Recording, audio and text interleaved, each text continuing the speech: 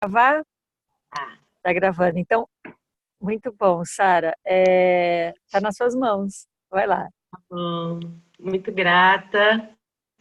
Estou muito feliz de estar aqui, porque eu estou acompanhando vocês online e é muito legal esse assunto, da gente falar sobre esse assunto aqui, né? Nesse espaço virtual, que é real. Então, a gente experimentar o que a gente está experimentando aqui é muito, pelo menos para mim, também está sendo uma experiência muito nova. Eu imagino que para todo mundo, talvez, mesmo eu que gosto de participar de encontros online, esse formato aqui do Zoom e a forma como vocês vêm fazendo é um formato muito novo para mim. Então é até muito engraçado, porque eu acompanhei assim com muito interesse todos os encontros do ponto de inflexão e da vacuidade, e foi algo absolutamente transformador assim na minha vida, eu imagino que na vida de muita gente que assiste, que acompanha, e algo proporcionado pelas tecnologias, né? Pelas tecnologias digitais, no caso, porque por mais que eu tenha muita vontade de conhecer aí Piracaia, eu moro em Niterói, eu estou falando aqui de Niterói, no Rio, e ainda não fui. Então, uma oportunidade maravilhosa de poder, né, encontrar essas pessoas que se encontram aqui. Então, eu sou muito grata, na realidade, por vocês estarem também experimentando isso, que é novo para todo mundo e também é algo muito corajoso, né? Que tem tudo a ver com essa cultura da internet, né? Que tem a ver com essa ideia da gente abrir o conhecimento, né? De tornar acessível, né? E não restrito a poucas pessoas que podem talvez ir a Piracaia e ter uma experiência, né? Então isso que está acontecendo aqui é muito potente. O registro, né? São muitas camadas, assim, até para a gente começar tomando consciência disso que a gente está fazendo aqui, né? Que realmente é muito específico, é muito. A gente ainda uma coisa que eu queria muito tentar provocar aqui nesse encontro seria mesmo esse estranhamento, né? Da gente ter esse olhar, por mais que a gente esteja mergulhada na nossa cultura. E é muito legal, a Ana chegou a escrever alguma coisa essa semana sobre cultura, e eu acho que esse papo tem muito a ver com isso, assim, com cultura, e aí, e principalmente com uma outra palavra que a gente gosta muito, que eu acho que esse grupo aqui tem muito a ver, que é a vida, né? Na realidade, a gente está aqui para pensar a vida. Isso é uma coisa que eu acho que é mais lindo, assim, de todos os encontros e todas as propostas, que na realidade a gente não está aqui para falar de tecnologia em si, a gente está aqui para falar da vida, né? E como que a tecnologia ela passa pela nossa vida, como que a gente se relaciona com a tecnologia de muitas formas, né? E o fato da gente estar aqui, se encontrar toda quarta, há muito tempo que isso está acontecendo, né? Isso é muito interessante, é muito legal a gente também produzir esse estranhamento. E na minha experiência assim, com vocês, até por conta de eu estar muito envolvida nessa área de tecnologia, e aí foi muito bom, porque esses dias que eu pensei, caramba, eu vou lá, eu estava aqui esperando da hora do encontro e eu estava justamente tentando me esvaziar, justamente desse monte de conceitos e pesquisas e práticas que eu venho fazendo nessa área, mas para que eu não chegue aqui e dar uma aula, né? Porque eu sou professora. Então, eu não estava com essa intenção e eu estava pensando, e aí, como é que vai ser? Se não for isso, como é que vai ser, né? Se eu não ficar explicando as coisas, porque além de ser professora, minha lua é em Gêmeos, então as pessoas aqui entendem o que isso significa, mas eu gosto, realmente eu percebo que eu tenho essa vontade, e nos últimos anos eu tenho percebido que isso tem uma certa potência da gente compreender um pouco mais as coisas, especialmente quando a gente está mergulhada nelas, né? E a gente está aqui literalmente mergulhada nela. A gente está numa tela, a gente está se conectando com pessoas do mundo inteiro, né? Tá a Joana lá em Portugal, e pessoas em diferentes partes do Brasil e talvez do mundo. Ana parou o carro para fazer esse encontro, está dentro do carro, não sabe lá onde, né? Então isso é muito extraordinário. Eu acho que a primeira coisa é a gente realmente se espantar muito com isso, assim. A gente fala, uau, tá acontecendo, né? Sim. Peraí, Sara, só um minuto. Vamos só tirar uma interferência. Deixa eu ver de quem que é. Eu acho que é da Guida. Cuca, Acho que é da Guida. eu não consigo aqui do celular tirar o som dela. Cuca, você está ouvindo? E ela está com a mãezinha dela, que é uma coisa linda. Peraí, Cuca, você está ouvindo? Deixa eu ver se eu consigo tirar aqui. Espera um pouquinho. Desconectar áudio.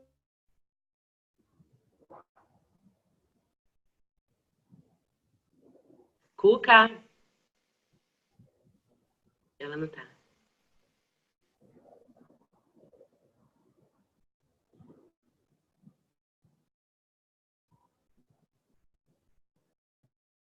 É a Cuca que tá ali com a Guida, não é isso? Ligar áudio. Isso. Desculpa, Sara, vai lá, é isso mesmo. Essa Mas coisa eu extraordinária. acho que não desligou não, né? O Eu acho que dela. não. Mas tudo bem. Qualquer coisa a gente tenta de novo falar com ela. Isso, isso. Então, é isso. Acho que para começar, ó, tem uma outra pessoa dirigindo ali, a Érica. Então, isso é muito, muito curioso, né? Semana passada, acho que tinha uma pessoa hospitalizada. Então, acho que realmente, assim, para começar, é muito extraordinário o que a gente está vivendo, né? Nesse nosso momento histórico. A gente sempre acha que o nosso momento histórico é o mais extraordinário de todos, mas é claro que cada momento histórico tem as suas dores e delícias, né? E a gente está vivendo um momento realmente muito, muito especial em muitos sentidos, né? E pensar esse momento eticamente, dentro muito dessa perspectiva que você traz, Ana, que ajuda muito a entender ética, né? Como o certo e o errado juntos, né? Como o bom e o mal juntos, né? Então, quando a gente fala de tecnologia, eu acho que tem muito, como tudo, né? Existe um pensamento muito binário que vai ou puxar para um lado ou vai puxar para o outro, né? Mas tecnologia não é bom. É até uma coisa que eu queria entender melhor, porque eu acho que esse grupo que está aqui é um grupo que tem interesses específicos nesse assunto. E eu acho que um deles tem a ver com a infância, né? Tem a ver com as crianças, eu imagino, pelo que eu senti de algumas pessoas falando, ou com a educação também, né? Traz implicações muito profundas também para a educação. E isso tudo tem a ver com a vida, né? Então a gente volta para a vida e pensar como que isso está transformando a nossa vida. Eu acho que essa que é a grande questão e que traz um incômodo, assim, para mim traz um certo incômodo dentro do meu corpo.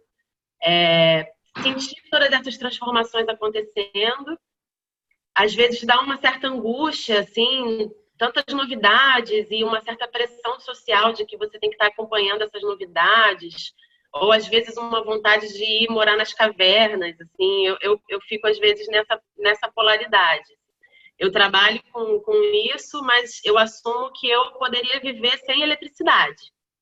Então, existe uma relação muito contraditória, muitas vezes dentro de mim também, em relação a esse assunto, né?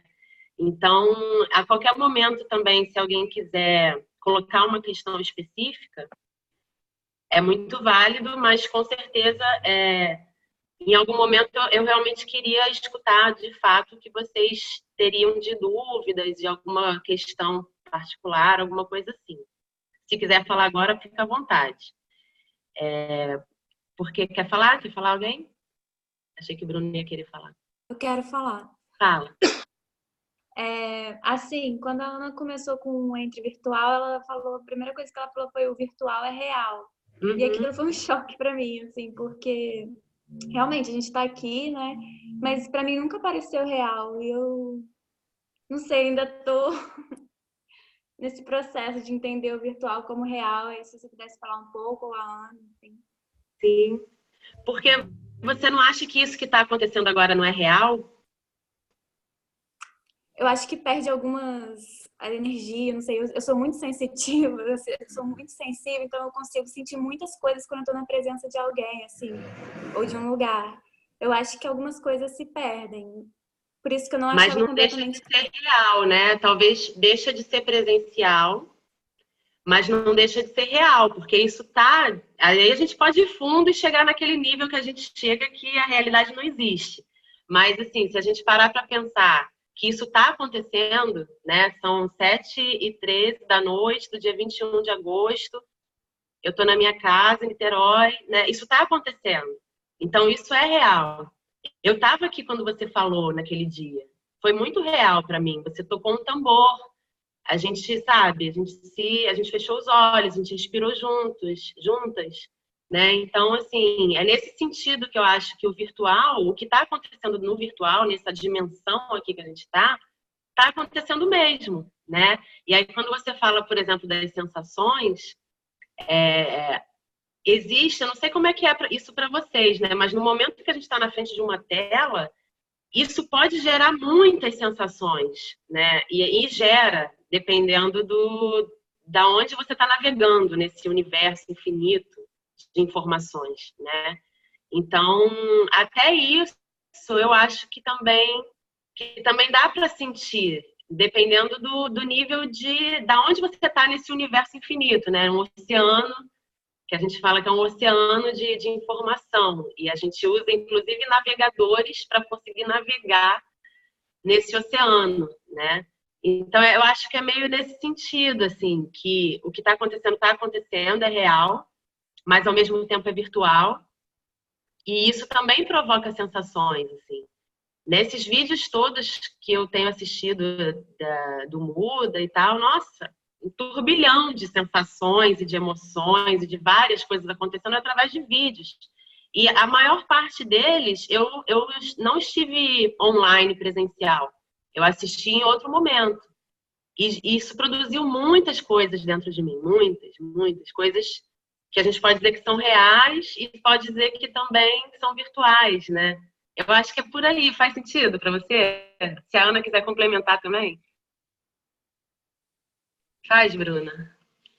Faz sim. Eu ainda tô me adaptando, ainda tô. Realmente, foi muita transformação para mim me viver mesmo virtual e foi, eu ficava mais escondida e começar a me abrir para essa outra realidade, ou então para essa realidade realmente tem sido bem real e bem transformador. Sim, e em níveis assim até inesperados, né? Então, assim, eu acho que o primeiro ponto que eu acho que é muito importante da gente perceber, eu puxando a sardinha para o meu olhar, né? O meu olhar ele vai muito para esse lugar, que é esse lugar da cultura. É muito mais do que uma transformação de aparelhos tecnológicos. O que está acontecendo é muito mais uma transformação cultural, né? E a tecnologia transformando a cultura e a cultura transformando a tecnologia, né? Nessa relação que é constante mesmo. E aí até é importante a gente falar uma coisa, esclarecer uma coisa, que é uma confusão muito grande com essa palavra tecnologia, né? Porque quando a gente fala tecnologia, a gente associa a tecnologia digital. Mas se a gente perceber ou se a gente parar para pensar, a tecnologia não é só a tecnologia digital. Essa palavra tecnologia, ela vem de técnica, né? E logia, que é o estudo da técnica. Até fui ver no dicionário o significado oficial, e até a palavra técnica, ela também pode ser entendida como arte. Olha que interessante. Porque a gente estava falando do teatro, né, outro dia, e o seu companheiro Fábio, né? Ele estava falando sobre a arte de lavar a louça, a arte de fazer as coisas, e tem muito a ver com técnica também, né? Tudo na vida, assim. Então, é bom a gente esclarecer essa palavra, por isso que quando a gente vai falar de computador, celular, a gente vai falar de tecnologia digital, né? E que eu acho que é o que a maioria das pessoas também está interessada em falar, né? Em tecnologia digital. Mas é muito importante a gente entender que tecnologia, ela é mais do que isso. Tecnologia tem a ver com técnica, né? E com um certo domínio de uma técnica. E é muito lindo pensar nisso, porque atualmente eu estou vivendo uma experiência muito nova, que é dar aula de tecnologia para crianças, numa escola. E é a primeira vez na vida que isso acontece comigo, não sei, não tem nem um mês que isso está acontecendo. Eu geralmente sou professora nessa área de mídia, de comunicação e tal. E aí hoje eu estava com as crianças e eu geralmente explico, né, esclareço isso para eles, olha, porque eles ficam lá muito ansiosos para usar o computador. E aí eu falo, olha, mas tecnologia é muito mais do que o computador, né? Então eu pego o meu óculos e falo, olha, óculos é uma tecnologia, lápis é uma tecnologia. Quando o homem das cavernas dominou o fogo, ele desenvolveu uma tecnologia. Ele desenvolveu uma técnica para dominar aquele processo e ali surgiu uma tecnologia, o fogo.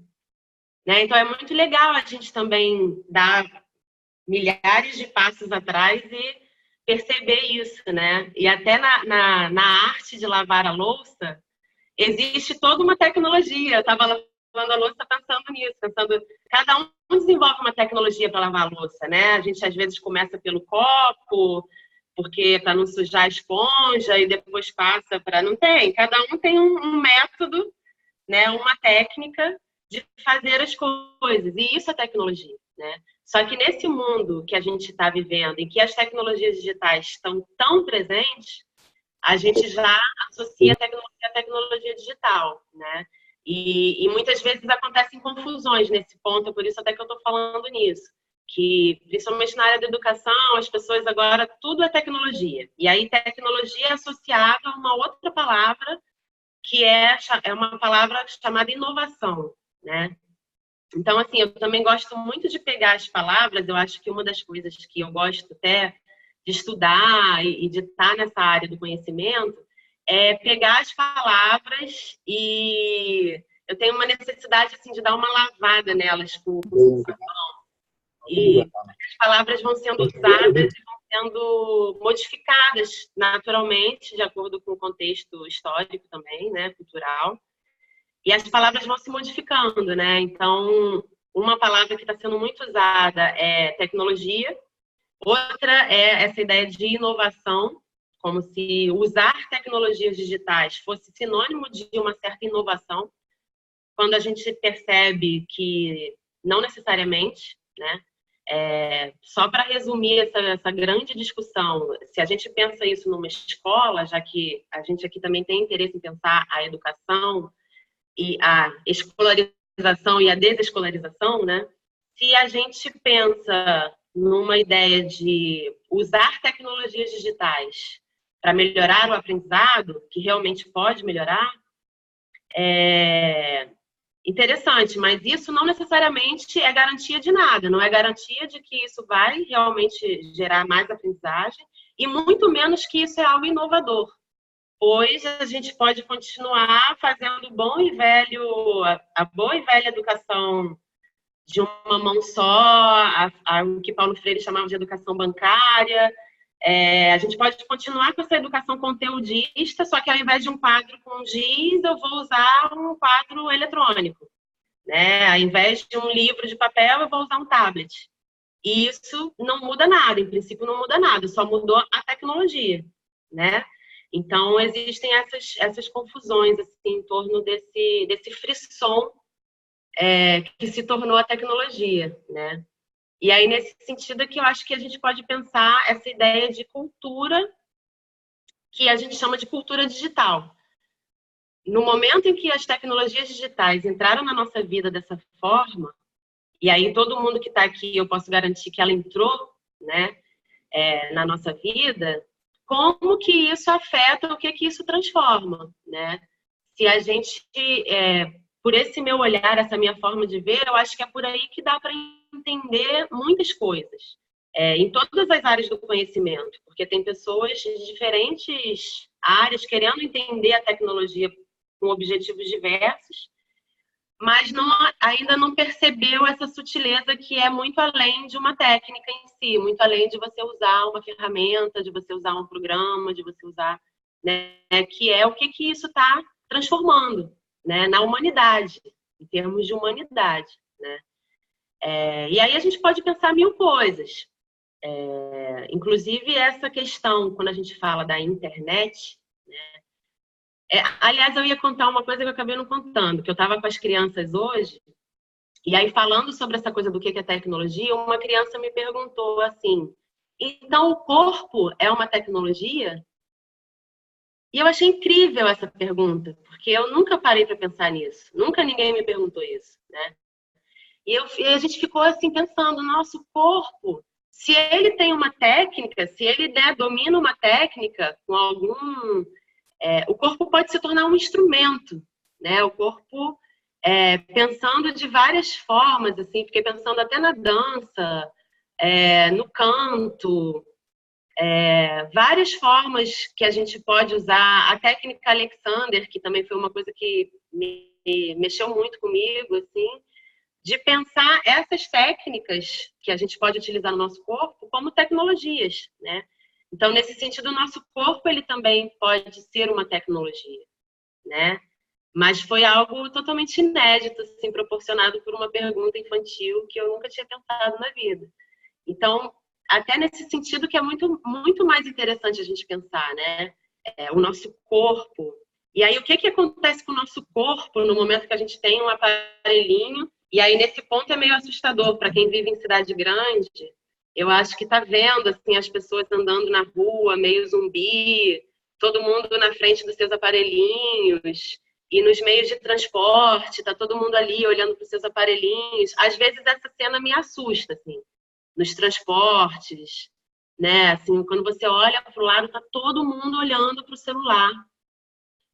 Mas, se a gente for exercer esse pensamento paradoxal, né, tem algumas pessoas que vão falar assim, ninguém lê mais nenhum livro, as pessoas só ficam no celular, sendo que ali no celular ela pode estar lendo o livro que ela quiser, ela pode estar lendo Shakespeare, ela pode estar lendo qualquer coisa, ela pode estar vendo filmes incríveis, ela pode estar fazendo qualquer coisa ali, né? Então, também não dá para a gente generalizar certos julgamentos que a gente acaba fazendo por conta desse momento presente que a gente está vivendo, né? Porque existem vários. E com as crianças, então, tem várias. Né? As crianças só querem saber de jogar, não querem mais saber de fazer, sei lá, de ir para a rua, brincar. As crianças não brincam mais na rua, né? Eu tenho um filho de 11 anos. E ele é um menino muito tecnológico em termos de tecnologia digital. Até porque eu entendo que isso também é educativo, como tudo na vida, né? Tudo é educativo. As tecnologias digitais também, os jogos eletrônicos também. Existem outros preconceitos assim, muito grandes em relação a isso, como se uma criança que joga um jogo violento, como se ela fosse se tornar uma assassina por causa disso. Eu acho até que é fácil a gente perceber que as coisas não funcionam bem assim. Né? Ninguém se torna um assassino porque está jogando um jogo eletrônico. Mas isso também é uma discussão muito profunda e que a gente pode ir mais fundo nela. O fato é que existem muitos julgamentos, né? Muitos preconceitos e talvez fruto desse estranhamento mesmo, de o que está acontecendo, né? Será que a gente vai perder alguma coisa que a gente construiu? Então, uma das coisas que as pessoas sempre falam é o livro de papel vai acabar. Mas também, se a gente der uns passos atrás, isso aconteceu em toda a história da comunicação. Surgiu o rádio, existiu o rádio, as pessoas ouviam rádio. Quando surgiu a televisão, as pessoas falaram, nunca mais vai ouvir rádio, acabou o rádio. E o rádio está aí até hoje, né? Quando surgiu a internet, também falaram, ninguém nunca mais vai assistir televisão, acabou a televisão.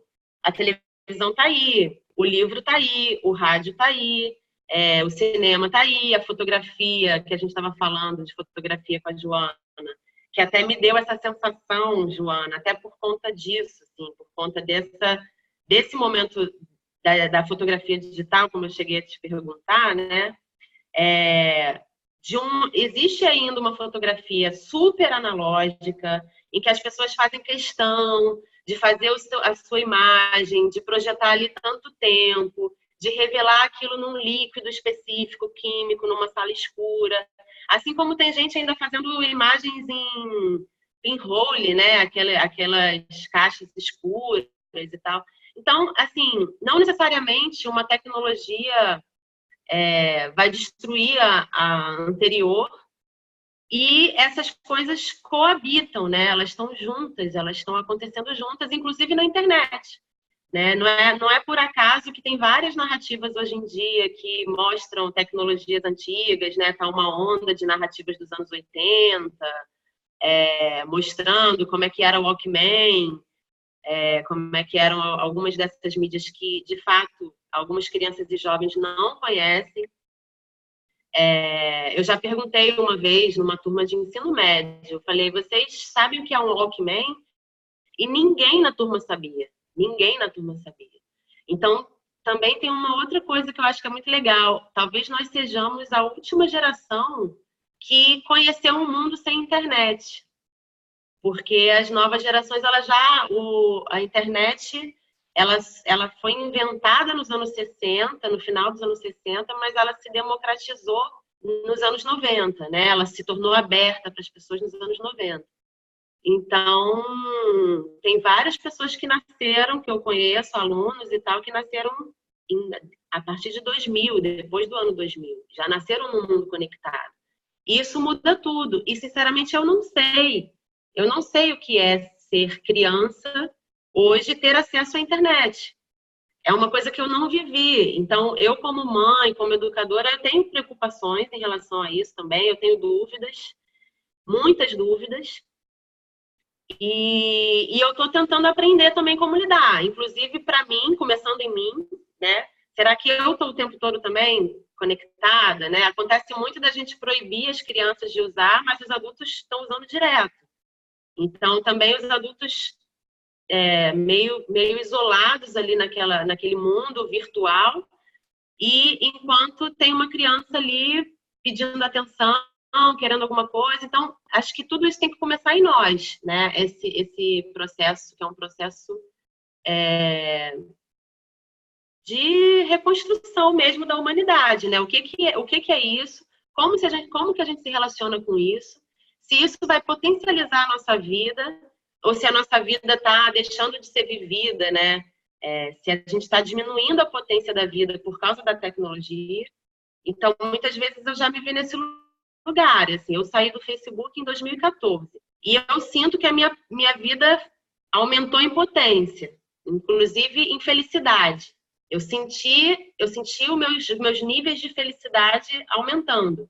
Então, eu percebi que, para mim, no meu uso, da forma como eu estava usando, aquilo ali não estava me fazendo bem. Assim como eu percebo quando eu entro numa rede, eu uso ainda Twitter, Instagram, principalmente hoje em dia por uma questão mais profissional. Mas eu já fui muito viciada, eu fui viciada mesmo. De acordar e olhar, de dormir olhando. Então, eu acho que é nesse ponto que também a gente precisa estar atenta, né? O que está acontecendo? Por que eu estou tanto tempo aqui? O que isso está trazendo de vida, né? O que está acontecendo? Eu acho que essa é a pergunta, assim, da gente realmente gerar um certo estranhamento e tentar se perceber nesse contexto. Então, isso tudo são escolhas, e são escolhas éticas nesse sentido. Estar no Facebook é ruim? Não, é bom e ruim. Sair do Facebook é bom e ruim. Né? Enfim, pessoas que estão hiperconectadas, pessoas que não têm celular, pessoas que, né, tudo isso tem suas implicações nesse pensamento paradoxal. Eu acho que é muito, muito claro, assim, a gente pensar dessa forma e entender que não há certos ou errados. Se você proíbe seu filho de usar internet, você está certa e errada. Se você libera também direto, está certa e errada, né? Então, eu acho que é por aí que eu tenho pensado, assim. E em relação às crianças, de repente, pensar essas formas de contenção mesmo, para usar essa palavra que a gente usa aqui também, né? Pensar esses limites e as contenções que a gente pode criar para as crianças navegarem na internet. E aí, na minha opinião mesmo, pessoal, eu acho que é muito mais... tem várias formas de fazer isso, né? Implicações éticas para fazer isso. Que é você pode controlar tudo que seu filho vai fazer, você tem aplicativos para isso e tal. Eu experimentei isso uma época e fiquei muito mal, porque eu fiquei com contradições em relação ao que eu penso sobre privacidade, inclusive na rede, sobre liberdade, sobre vários aspectos assim que eu achei que não era interessante eu fazer isso com meu filho. A gente conversou muito, a gente conversa sobre isso, e conversar realmente com ele, falar das dores e delícias da internet, que a internet é um lugar maravilhoso, que tem muitas coisas maravilhosas, mas também que tem muitas coisas bizarras, muitas coisas perigosas, né? Ensinar e a gente aprender principalmente sobre privacidade, sobre o que está acontecendo, e aí, além dessas implicações éticas, tem implicações políticas também nesse sentido de, ok, a gente está aqui, isso é muito bom, mas que empresa é essa, Zoom? O que ela faz com essas imagens? O que ela faz com os nossos dados? Quando eu acesso o Google, nossa, o Google é maravilhoso, tem tudo lá no Google, mas e aí, por quê? Quem é Google? Por que o Google está fazendo com os nossos dados? Por que é tudo de graça? Né? Por que é tudo de graça e, de repente, essas empresas valem bilhões na Bolsa de Valores? Né? Com o que elas ganham dinheiro? Então, eu acho que, além dessas implicações éticas, que tudo é certo e errado, tem essas implicações políticas, no sentido de política também, essa palavra também muito gasta, né? Que dá vontade de lavar ela com muito sabão. Que política não é essa política representativa, como a gente acaba associando, mas política enquanto as relações de poder. Né? Política, eu resumiria dessa forma, enquanto relações de poder. E no momento que eu me relaciono com essas tecnologias, eu estou por trás ou pela frente disso também tem relações de poder. Né? Quem é essa empresa Samsung? Como é que é feito esses aparelhos? Né? Acho que todo mundo aqui tem uma consciência ambiental forte. Então, o que implica a gente ter tantos aparelhos? Como que essas empresas ganham dinheiro se é tudo de graça? Né? Enfim, essas e outras questões, muitas, né? Eu acho que é realmente um universo, um mundo de possibilidades, e eu estou muito mergulhada nisso, mas eu estou também tentando entender o que está acontecendo, tentando me situar e tentando estar atenta para também não se deixar levar nessa enxurrada só porque está acontecendo, né? A gente está atenta e vivendo com todas essas relações que envolve, né? Muitas relações possíveis, relações de trabalho, relações amorosas, relações de conhecimento, tudo isso está acontecendo aqui, né? Está acontecendo na rede. Então, eu acho que é nesse sentido, assim, esse é um panorama, talvez, eu tentei não ser muito professora, mas é um pouco do panorama, meio que o cenário que eu estou vendo, da onde eu consigo ver essas implicações, né? E aí, não sei se isso reverbera em vocês e se isso é estranho ou se a gente pode tocar em alguns pontos mais específicos. Como é que vocês estão em relação a isso tudo? Sara? Oi. Olá, Sara. Eu já estou com vontade de falar há algum tempo, confesso. Fala à vontade, pode me interromper, eu falo pra caramba. Eu estava a ouvir há pouco mesmo, quando era do ritual, ai meu Deus, do real e virtual, que juntei e ficou ritual, mas não tem nada a ver. Foi só uma aglomeração que aconteceu. E do corpo ser uma técnica, eu dificilmente consigo ver o corpo como uma técnica, confesso. Porque nós muitas das vezes nós pensamos, cá está, nós achamos que o real é a informação. Então, a informação que está a ser passada é aquilo que é real e isso faz com que o nosso corpo efetivamente não tenha grande coisa a dar. Ele parece só ser um instrumento no meio das coisas que nós podemos fazer com ele. Ele passa a ser um instrumento para tu teres acesso a coisas ou não teres acesso a coisas, não é? Para dominar determinada técnica ou para não dominar determinada técnica. E é precisamente nesse lugar em que nós podemos, e aquilo que a Bruna estava a dizer há bocadinho, de sentir e não sei o quê, de sentir, ser sensível e sentir, está precisamente nesse olhar que liga o corpo à informação e não o vê como um meio para dominar determinado meio, não é? Porque efetivamente nós estamos a ter uma relação por inteiro aqui, não é? Não estamos a ter uma relação por partes. Eu sinto assim, estamos a ter uma relação inteira aqui, mas não no sentido da informação só, não é? E eu estava a sentir relativamente a isso, por isso quando estava a vir a coisa do corpo, eu estava a sentir, não é, eu sinto, o corpo não está estagnado, não é? Não está à espera da informação para entrar em ação. Ele está na ação com a informação. E isso faz com que a tecnologia, efetivamente, ela esteja também integrada em nós, não é? E não seja uma coisa separada e, portanto, não seja vista a partir de um lugar em que está meio tudo separado e que esteja tudo meio a acontecer. Ela está nesse lugar em que está tudo... Pronto, está tudo não é bem misturado, mas pronto, não tenho outra palavra agora então. Mas estava a sentir completamente isso. O real não é conhecimento, o real não é informação. Era isso que eu estava a sentir de uma forma muito clara. Não é... Sim, eu até achei curioso você falar que você considera o real como a informação, porque na realidade hoje em dia eu acho que a informação é uma das coisas menos reais para mim. Exatamente, mas a questão é precisamente essa, não é? Uhum. Mas mesmo assim fica muito fácil, porque nós estamos muito habituados a trabalhar, a estar na técnica, fica muito fácil essa informação ser passada no meio da tecnologia. Ou seja, ser apropriada para a tecnologia. E não de uma forma tão clara, mas quando nós pensamos a técnica a partir de um lugar em que é um domínio sobre, a informação está lá integrada. Porque eu preciso ter informação para dirigir determinada técnica.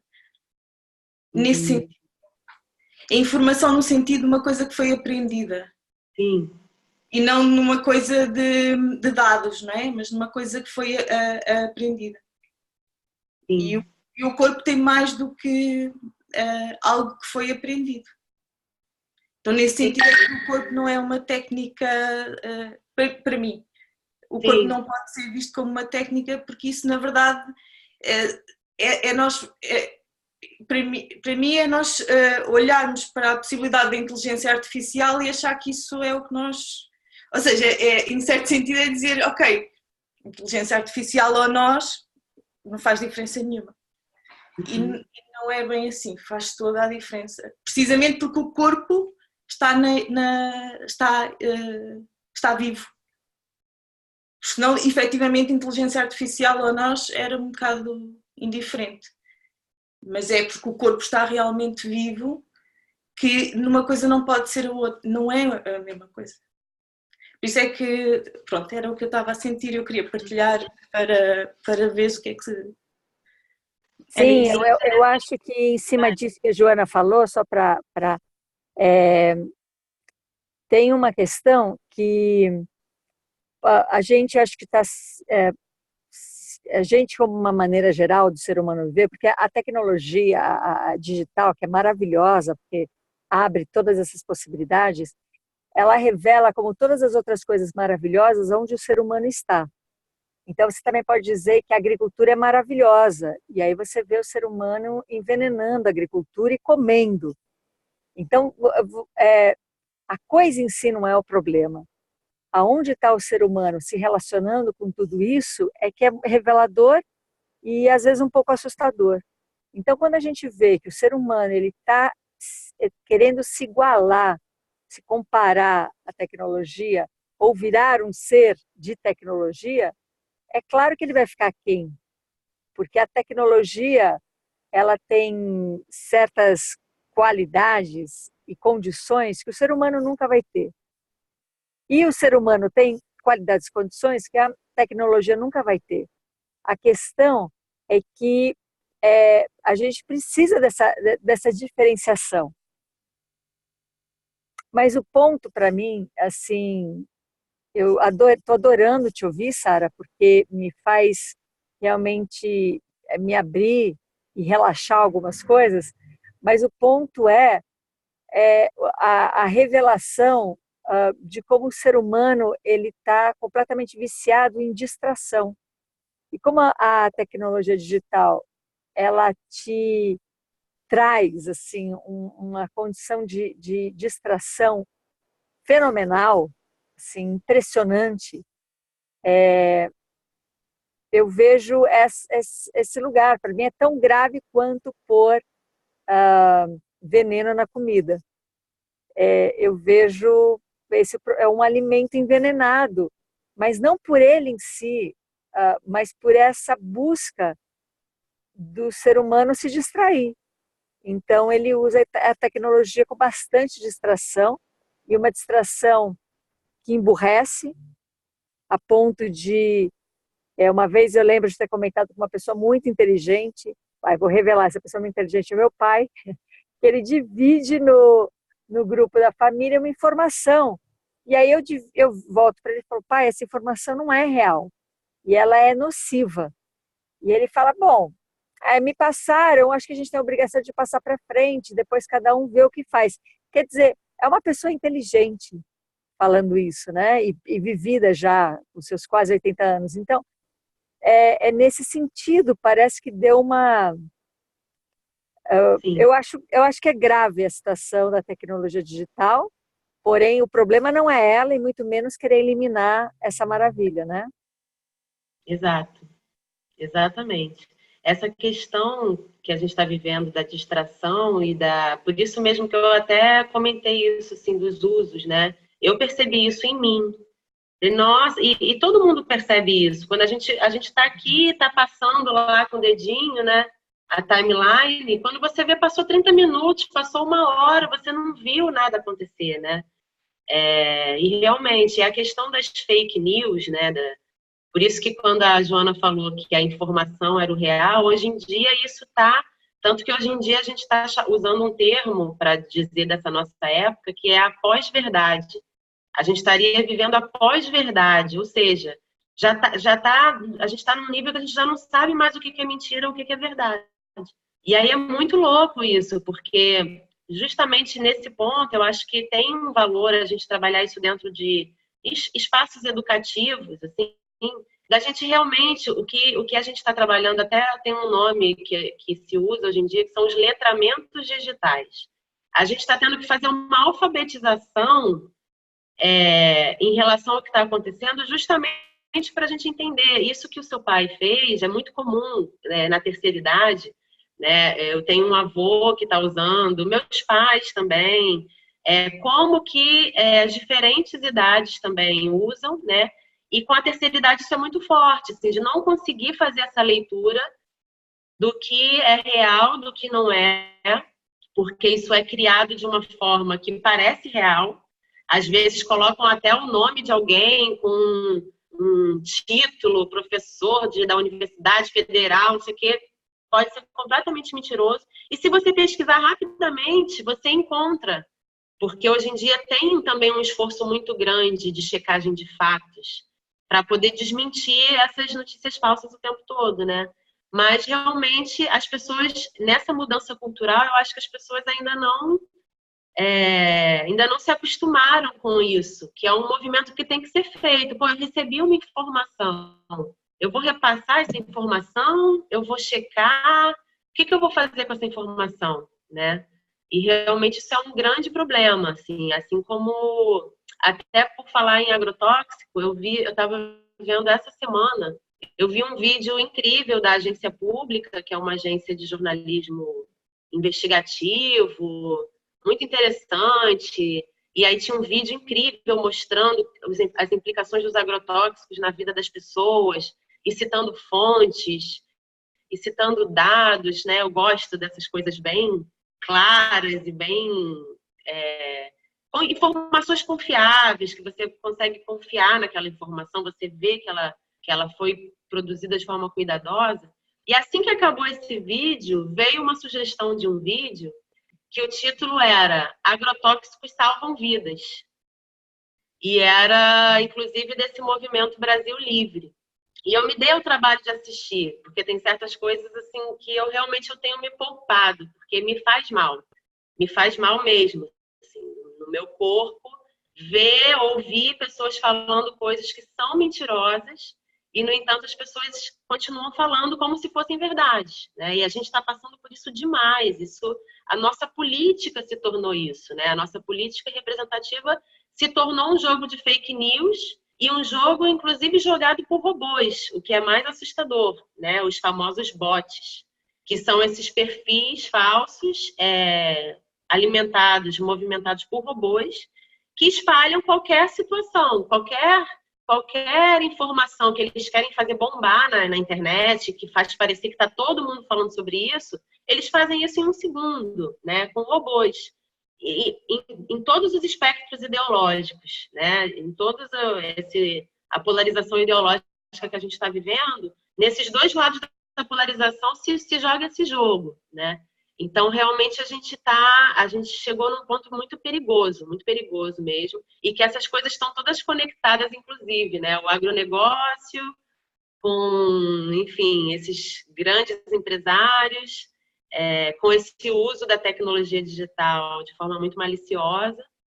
E, por outro lado, vale dizer que existe uma comunidade muito forte na internet que procura, que a gente pode, inclusive, uma das palavras que está sendo muito mal falada hoje em dia é hacker, né?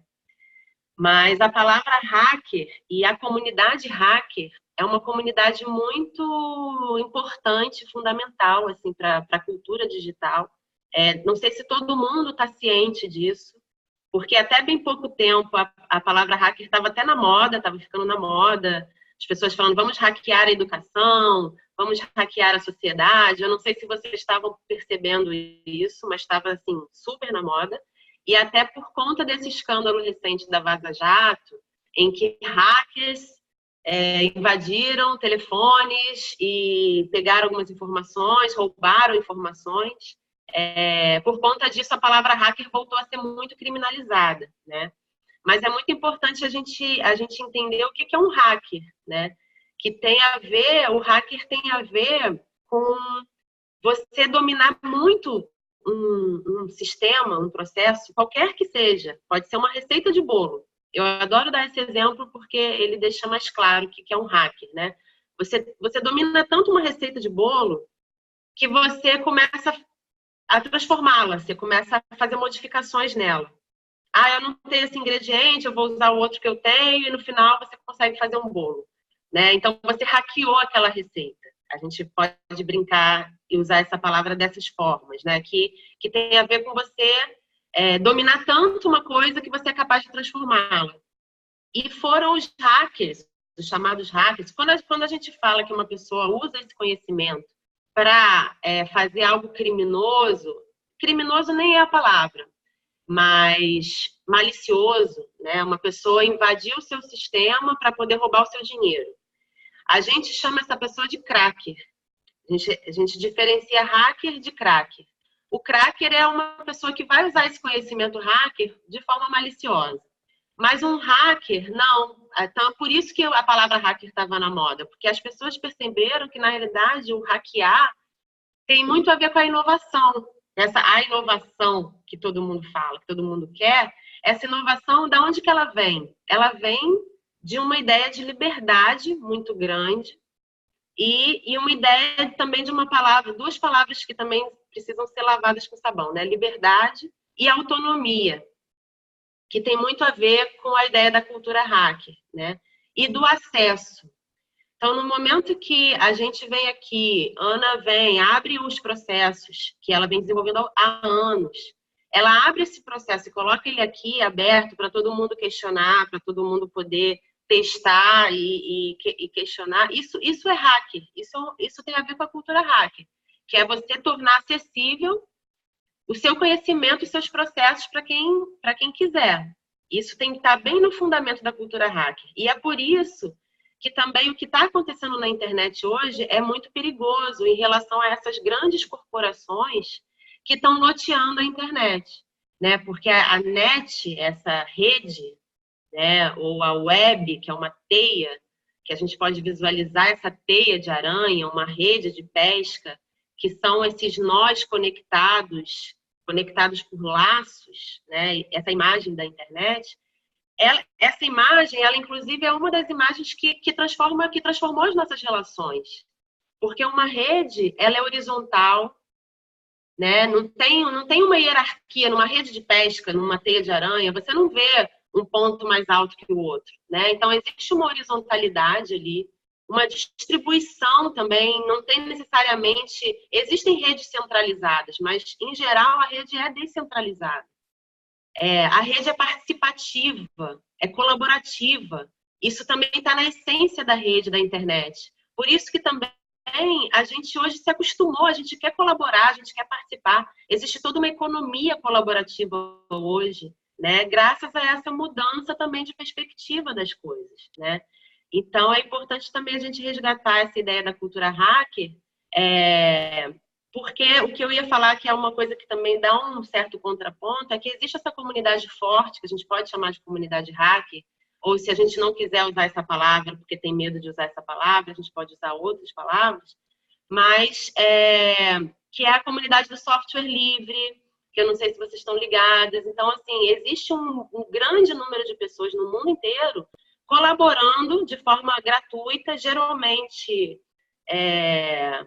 gratuita não porque é grátis, né? Existem custos, as coisas existem custos, mas no sentido mesmo de fazer acontecer as tecnologias acessíveis, né? A gente fala free software, mas de free não só de graça, mas de freedom, de liberdade, né? Então, também é muito importante a gente perceber essas implicações de poder, de política, né? Que tem da gente usar um software proprietário ou usar um software livre, né? Esse software livre, ele tem essas implicações da liberdade da gente poder acessar a rede, porque no momento que o Google, ou o Facebook, ou a Amazon, essas grandes corporações, elas começam a lotear a internet, e aí você só pode ter acesso àquele conhecimento se você entrar naquela muralha, se você se cadastrar lá, entregar seus dados e entrar naquele domínio, né? Enquanto que na origem da internet isso era impensável, né? Isso é um dos problemas que a gente está vivendo também. Além das fake news e todo esse resto, tem essa questão das grandes companhias que estão loteando a internet, pegando os nossos dados, que são muitos, muitos dados, e inclusive mexendo um pouco com as nossas sensações e com os nossos sentimentos a partir dessas informações que eles têm, né? Isso são outras implicações também. Mas que há esperança, há um movimento forte de pessoas também querendo manter a internet livre, né? A Sim. internet de forma colaborativa. Te ouvindo assim, eu acho maravilhoso que traz uma aceleração de uma coisa absolutamente necessária para o ser humano, que é de realmente entrar e aceitar a imprevisibilidade e a impermanência. Porque você só consegue ser dominado se você for previsível. Se você não é previsível, você não é dominado. Se você tiver velocidade, onde, por exemplo, se você entrega os seus dados, porque esse é o jogo que é jogado, e porque também os seus dados não te determinam, e quando forem ali atrás dos seus dados, você já não está mais lá, você já está em outro lugar, porque você está na imprevisibilidade, porque você está na impermanência. Eu acho que isso sana completamente essa questão do poder sobre os dados dos outros, né? Sobre esses dados todos que a gente é obrigado a dar quando a gente vai entrar nessas relações da internet. Então, eu acho que isso acelera, inclusive, o movimento do ser humano que está precisando acontecer. Então, você falando dessa maneira,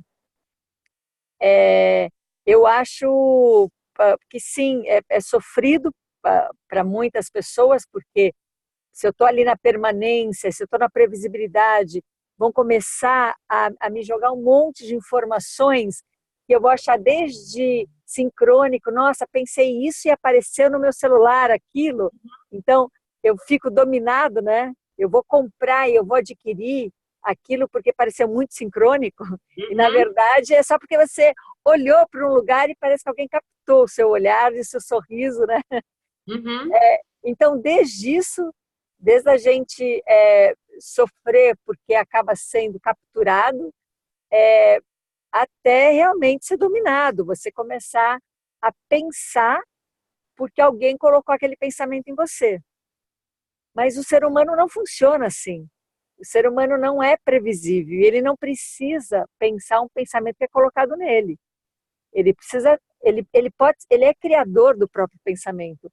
Então eu acho que a internet, ela pode dar aí todo esse jogo maquiavélico, ele pode dar um impulso tremendo para o ser humano se acelerar e sair desse engodo que é grave. Eu volto a dizer, usar essa palavra, né? Porque eu vejo a gravidade da história, mas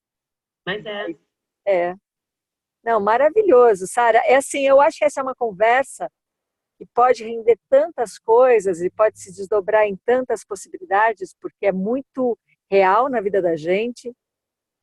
Quem tem filhos, crianças e adolescentes, mesmo os filhos adultos, né? Mas aí eles já são mais por conta deles, não é fácil, é confuso para todos nós. Eu acho que a maneira que você colocou, eu acho que pode ter dado para todos nós mais clareza, talvez em questões, em perguntas, e que talvez isso se desdobre e a gente possa voltar a olhar para questões mais pontuadas, por exemplo, as crianças na internet, os adolescentes, os adultos, nós mesmos, né? Uhum. E esse processo de você virar uma isca fácil, de você estar ali no lugar que era esperado estar, porque você não está com a sua imprevisibilidade ativada. Então, eu acho que a gente poderia. Vamos ver como é que o grupo ele dorme com tudo isso que você trouxe para a gente. Se você estiver disposta, a gente vê se a gente desdobra isso para algumas coisas pontuadas. O que você acha? Acho ótimo, porque realmente são muitas questões. Então, o que ficar doendo, a gente vai mais fundo nisso aí. Acho ótimo. Né? Vocês não acham? Meninas, só tem mulheres aqui hoje. E aí eu acho que... Sim, fale quem ia falar. É a Érica. Diga, Érica. É que quando a Bruna começou a falar, né, do virtual, e trazendo essa ideia da tecnologia digital, hoje meu trabalho funciona 90% pela internet. Eu sou terapeuta, mas trabalho muito forte com tarô. E facilitou muito a minha vida. Eu atendo pessoas de todos os estados, de outras cidades, e até no Facebook também. A divulgação do meu trabalho é mais forte no Facebook, onde eu coloco lá e eu consigo mais clientes. Então, assim, sem essa tecnologia digital, eu teria, claro, que estar fazendo de outra forma. Antes, né, existia outra forma de fazer. Mas no meu caso, só para trazer essa perspectiva, assim, facilitou muito a minha vida. Então, só queria dar essa perspectiva. Isso é ótimo. Sim, eu não tenho dúvida que nenhum de nós aqui, tanto que é aí essa história, né? Esse Zoom, eu nem sei qual é a proteção que a gente tem, porque a gente faz um Zoom aqui que é pago, então eu acho que eles deixam um pouco a gente em paz, mas tanto faz. Pode fazer o que quiser com essa informação, com a imagem, porque a gente já não está mais aqui quando vierem nos encontrar, né? Não é essa mesmo a minha preocupação. Mas eu acho que ela está revelando a grande encrenca que o ser humano está enfiada. E de jeito nenhum seria burrice a gente ir contra a tecnologia digital e toda essa abertura seria uma grande burrice. Eu acho muito melhor o ser humano entrar, hackear o ser humano do que lutar contra a tecnologia, né? Então eu sugiro isso, que a gente que tem esse contato no grupo, do WhatsApp, inclusive, que a gente veja a necessidade de desdobrar esse assunto e falar de coisas específicas e aproveitar a experiência. Eu acho ótimo. Acho que o áudio da Ana falhou aqui para mim. Ah, agora voltou. Eu acho ótimo, gente. Eu estou à disposição. Para mim é uma honra poder compartilhar com vocês. Eu estou muito feliz por isso. Se eu puder ajudar ou atrapalhar, eu vou ficar feliz, porque também a gente está aqui para confundir, né? Não está aqui para explicar. Claro. Muito grata. Bom, muito grata, Sara. Muito grata também. por essa abertura e discussão, a todo mundo que participou aqui. E então tá, vamos seguindo, né? Vamos. Então tá bom. Fiquem atentos então, aí. Um grande beijo. Um beijo, gente. Obrigada por tudo. Sim. Então.